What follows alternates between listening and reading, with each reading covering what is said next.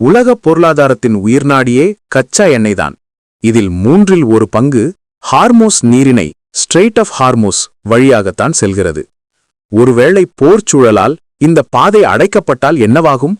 உலகம் இருளில் மூழ்கும். இந்த ஆபத்தை தவிர்க்கவே சுமார் 45 ஆண்டுகளுக்கு முன்பே சவுதி அரேபியா ஒரு பிரம்மாண்டமான திட்டத்தை தீட்டியது. அதுதான் 1200 கிலோமீட்டர் நீளம் கொண்ட கிழக்கு மேற்கு குழாய் வழித்தடம். சவுதியின் கிழக்கு மாகாணத்தில் உள்ள எண்ணெய் வயல்களை செங்கடல் ஓரத்தில் இருக்கும் யான்பு துறைமுகத்துடன் இது இணைக்கிறது.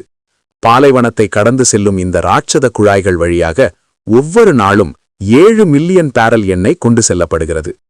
சுற்றியுள்ள நாடுகளில் பதற்றம் ஏற்பட்டாலும் உலகிற்கான எண்ணெய் விநியோகம் தடைபடாமல் இருப்பதை இது உறுதி செய்கிறது. வெறும் கட்டமைப்பாக தொடங்கிய இந்த திட்டம் இன்று சவுதி அரேபியாவின் மிகச் சிறந்த ஒரு புவிசார் அரசியல் சாதனையாக ஜியோபொலிட்டிக்கல் மாஸ்டர்பீஸ் ஆக மாறியிருக்கிறது.